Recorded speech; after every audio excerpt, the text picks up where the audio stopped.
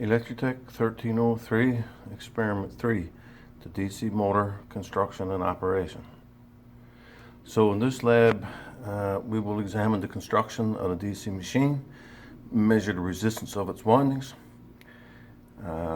study the rated current of the windings, talk about basic motor wiring connections, and observe some operating characteristics. Before you continue with the lab, read the discussion section, please. So here we have the DC machine.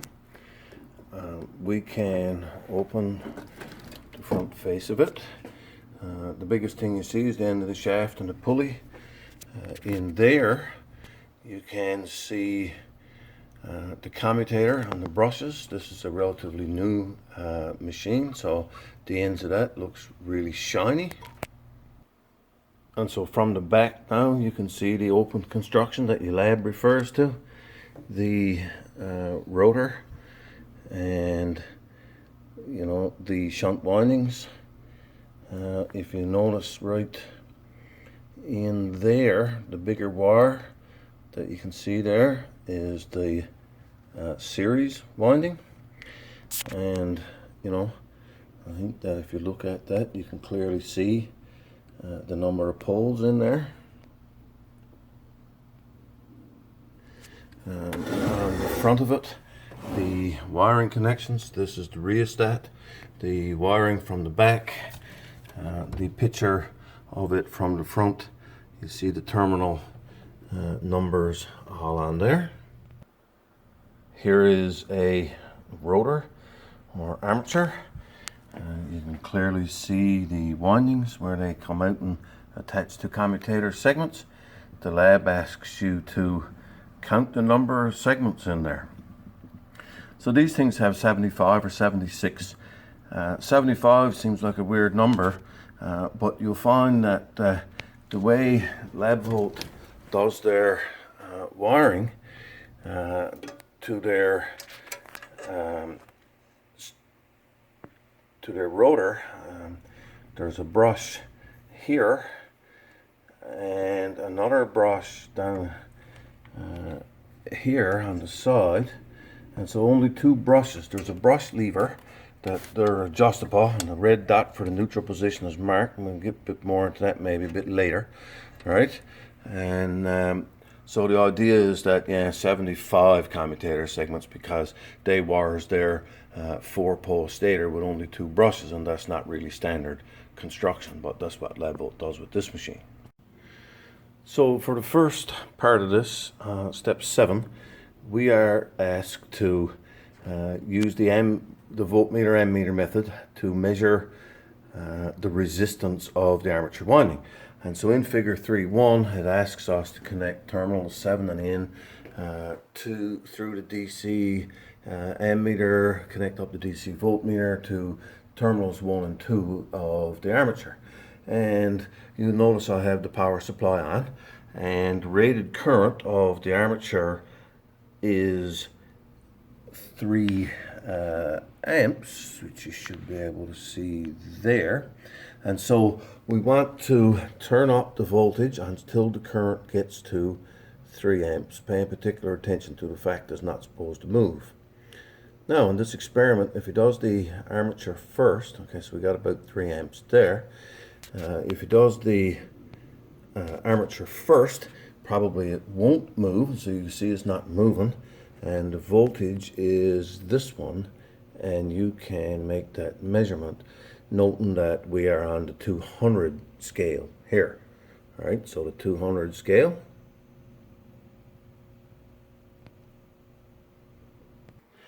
And so we turn off the power supply, I've done that now, and move on to figure 3.2. And so we're going to move this connection to the series field, and it tells us to move to the 20 volt scale on the voltmeter, and still the 5 amp scale on the DC meter. Now, so you notice that we're connected to the series winding. Its rated current should be visible there somewhere. And so now if we turn the power supply on and we turn the current up to the rated current, And so the voltmeter and meter method says that we won't harm anything if we only put its rated maximum current on it. So again now, 3 amps, they're approximately on the series winding. And then we measure the voltage. And so now we're on the 20 volt scale, so the maximum voltage is 20, not 200, as indicated by that meter. And so there's your measurement. Now we move on. We turn our power supply knob back to 0, turn the power supply off, and move to the shunt connection.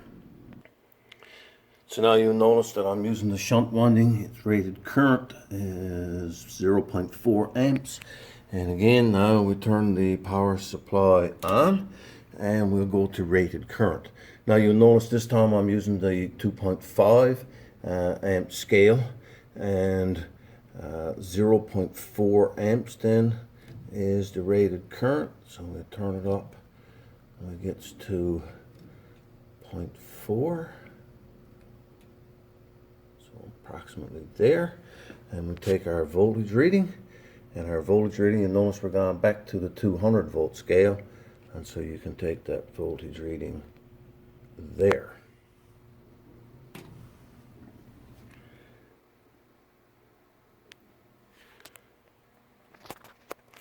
Now I've moved on to step 12, and I've connected it up to terminals 7 and in on the power supply as a series motor. Normal motor operation requires the power to go through or be connected to the armature in at least one of the windings, and so the series winding.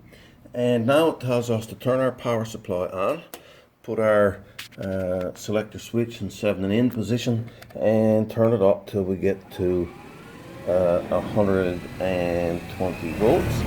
You notice it's going quite fast. Now, so does it go fast? Yes. And if I measure the speed of that with the tachometer, you can see that it's gone to quite a bit more than 4,000 RPMs. And so I'm going to stop there, turn it off.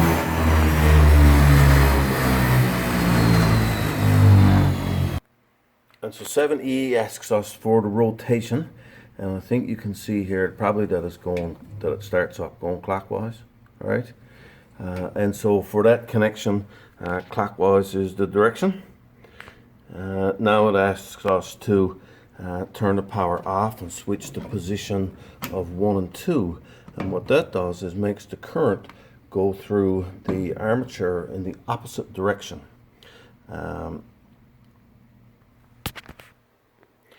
So we didn't switch 3 with 4. Now if we turn the power supply on, you should notice that it goes in the opposite direction. So change the current in the armature but not in the field, change the direction of it. Now it wants us to go back to 120 volts, and notice that yes, it speeds up as well now, and if I measure the speed, again you'll notice that that's quite fast. And so I'm going to stop with that number right there. Now, to connect it as a shunt motor, we'll connect terminal 7 on the power supply to terminal 2 on the armature, and we'll connect up our shunt circuit now. So we'll run terminal 2 into terminal 8 on the rheostat. We'll connect that rheostat then to terminal 6 on the shunt winding, and then we'll go from number 5 on the shunt winding back to the armature, and that armature now needs to go back to the neutral on the source, and that connects the shunt circuit containing the winding and the rheostat directly across the armature, and so just like figure 3-5. Now if I turn the power supply on and set it to approximately 120 volts, then we'll notice that now as a shunt motor it's much more stable, and the speed is there at around 23 change, and so it does vary a bit. I guess you can use either one of those for your measurement. And then it asks us really, I suppose, to make the measurement with our rheostat resistance here at 0 ohms, which is completely clockwise, and you notice that slowed it down. And so with 0 ohms, about 1247, then if we switch the rheostat all the way over here, you'll notice that that speeds it up, and that's our field speed control in. And so this number right here then, and it wants us to pay particular attention to the rotation. So as we turn the voltage down, you should see that it's going, well, maybe you know, so clockwise there as it came to a stop, and as it speeds up again, that should be clockwise. So step 15 asks us to switch 7 within. So turn the power supply off, pull out 7, put in the spot for 7 in here. Now when we switch the power supply, that switches the direction of current through both the armature and the shunt. And if we turn it back on now, and we turn it up, you'll notice that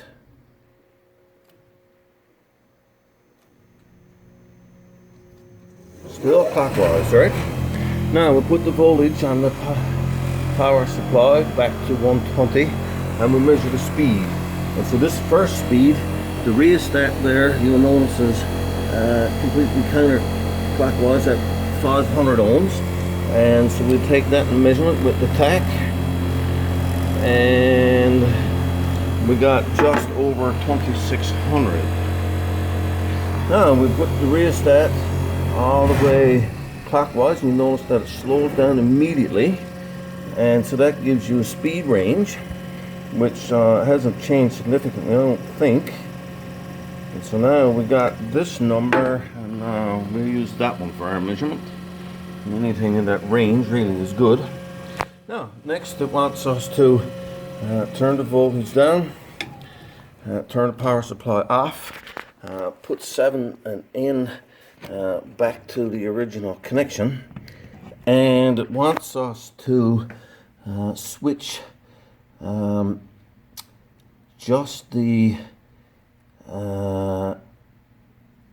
armature only. So the armature only means that now we're going to still have 2 to 8, and we're still going to have 1, if I can get that to come apart, to 5 here, but the neutral will now go to 2, and terminal 7 will go to 1. So 7 goes to 1 and 5. No, 7 goes to, should go to 1 and 8.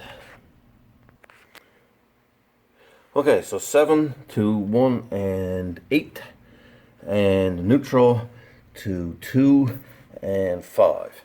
And so what we want to do there for step 16 is show that when we turn the power supply up, now you see that if we switch just the shunt or the armature, it does indeed change direction. And you see it going counterclockwise there, I think.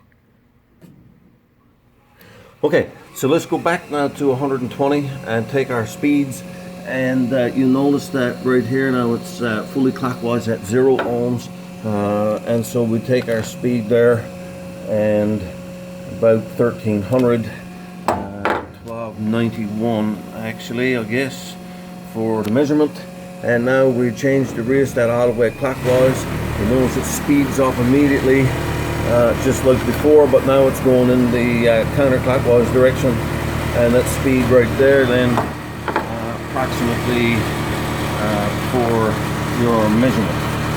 Now it also asks us as the very last thing, explain what happens when it loses power to the shunt field, which means pull one of these leads out in very careful, because it's going to be loud when you do it.